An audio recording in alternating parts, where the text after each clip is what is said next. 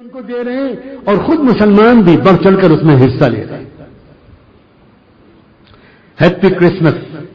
مسلمان بھی یہ ایس ایم ایس بھیجنا ترقی یافتہ مسلمان ہونے کی علامت سمجھتا ہے. Happy new year.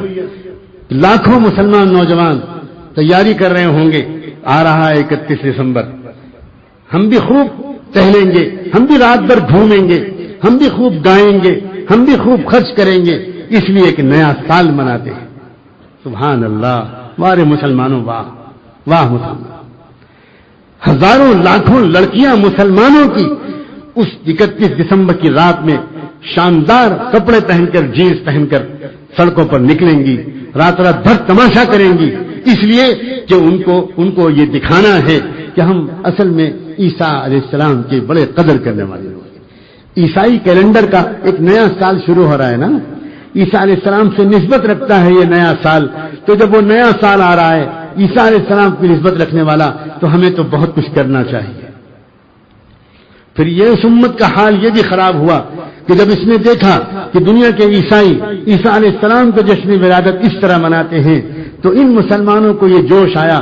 انہوں نے کہا کہ اچھا تم عیسیٰ کا جشن ولادت اس طرح مناتے ہو, تو ہم بھی محمد رسول اللہ کا جشن میلاد منا کر دکھائیں, ہم بھی منائیں گے, ہم بھی خود و فضول خرچیاں کریں گے, ہم بھی جلوس نکالیں گے, ہم بھی علم نکالیں گے, ہم بھی ڈھول تماشے نکالیں گے, ہم بھی نمازیں چھوڑیں گے, ہم بھی خوب تماشے کریں گے, اس لیے کہ حضور پاک صلی اللہ علیہ وسلم کے جشن میلاد منا رہے ہیں.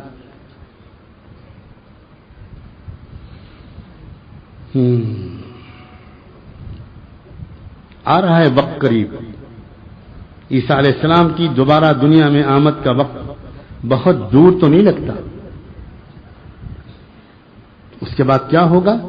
حضور اکرم صلی اللہ علیہ وسلم نے صاف فرمایا ہے, تم میں سے جو عیسیٰ کے قریب جا سکے, مل سکے, تو عیسیٰ سے میرا سلام کہہ دینا. لیکن آپ جانتے ہو عیسیٰ علیہ السلام کے قریب کون جا پائے گا؟ یہ ناچنے گانے والے مسلمان جا پائیں گے؟ یہ تو صلیبیوں کے ساتھ کر دیے جائیں گے, جاؤ تم دجال کے ساتھ, تمہارا کوئی تعلق نہ عیسیٰ سے ہے نہ محمد سے. لوگ ان چیزوں کو معمولی سمجھتے ہیں. نئے سال کی مبارکباد دینا معمولی سمجھتے ہیں. ایک روزہ 10 محرم کے دن اللہ کے رسول صلی اللہ علیہ وآلہ وسلم نے جب پوچھا کہ تم یہودی لوگ 10 محرم کا روزہ کیوں رکھتے ہو, تو انہوں نے کہا کہ اصل میں ہمارے نبی موسیٰ کو جو فتح ملی تھی فرعون پر, تو وہ 10 محرم کے دن ہی میں ملی تھی, تو ہم لوگ اس کی یاد مناتے ہیں. تو حضور نے فوراً فرمایا کہ موسیٰ علیہ السلام کو کوئی نعمت ملی ہو تو اس پر شکر منانے کا تو ہمارا حق تم سے زیادہ ہے, اس لیے ہم بھی اگلے سال روزہ رکھیں گے. ہاں ایک کام کریں گے, ہم ایک روزہ اس کے ساتھ ملا دیا کریں گے تاکہ تمہارے عمل سے مشابہت نہ ہو جائے. پتہ چلا اللہ کے رسول نے ایک بات یہ سکھائی ہے کہ نیک اعمال بھی اس طرح کرنا کہ اس میں بھی غیروں کے ساتھ مشابہت نہ ہو جائے, گمراہ لوگوں کے ساتھ مشابہت نہ ہو جائے. جس نبی نے اپنی امت کو نیک اعمال کے ساتھ مشابہت اختیار کرنے سے منع کیا ہے, وہ امت ناچ گانے میں بھی اپنے نبی اپنے دشمنوں کے ساتھ مشابہت اختیار کر رہی ہے. یہ ایس ایم ایس بھیجنا, یہ نئے سال کی مبارکباد دینا, یہ کارڈ دینا, یہ تبادلہ کرنا, یہ ہائی ہیلو کرنا, یہ اس طرح کی تقریبات کرنا, یہ کیک کاٹنا, یہ اس رات کو تفریحات میں گزارنا, یہ سب کا سب کفر میں شرکت ہے اور کفر سے مشابہت ہے, یہ اس سے کم نہیں ہے. آج کی اس مجلس میں اللہ تعالی ہمیں چند نعمتیں عطا فرما دے. پہلی بات, ہمارے دل کو ایک شدید گہرا تعلق ہو جائے عیسیٰ علیہ السلام سے, سارے نبیوں سے, اور اپنے محمد مصطفیٰ صلی اللہ علیہ وآلہ وسلم سے بھی, اور عیسیٰ علیہ السلام سب سے تعلق ہو جائے.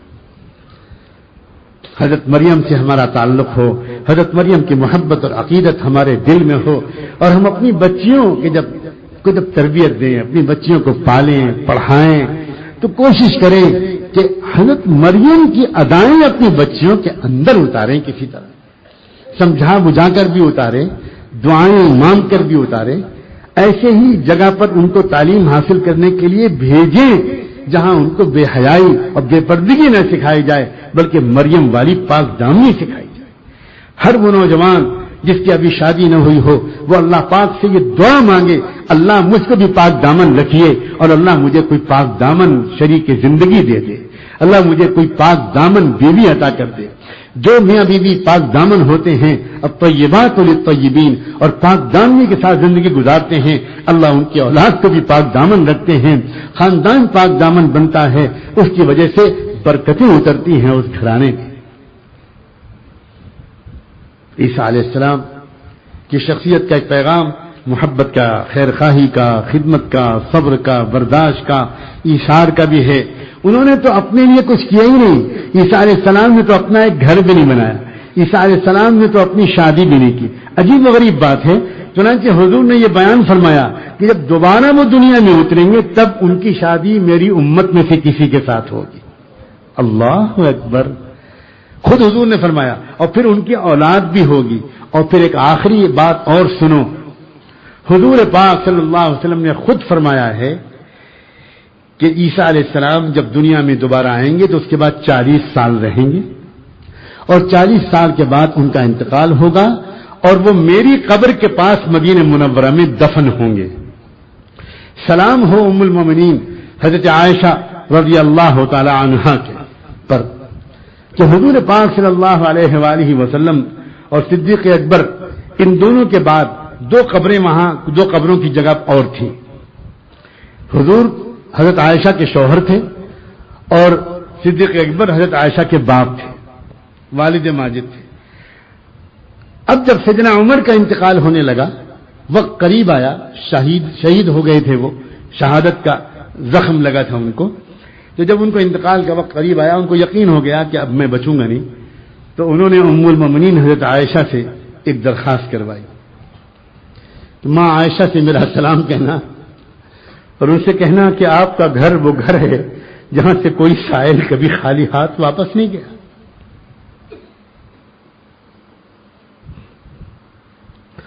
ماں آپ کا گھر وہ گھر ہے جہاں سے کبھی کوئی سائل واپس نہیں گیا۔ عمر مرتے وقت ایک درخواست کروا رہا ہے، اگر آپ اجازت دے دیں تو مجھے اپنے محبوب رسول اور اپنے محبوب ساتھی صدیق اکبر کی بغل میں جو تیسری قبر کی جگہ خالی ہے وہاں دفن ہونے کی اجازت دے دیں۔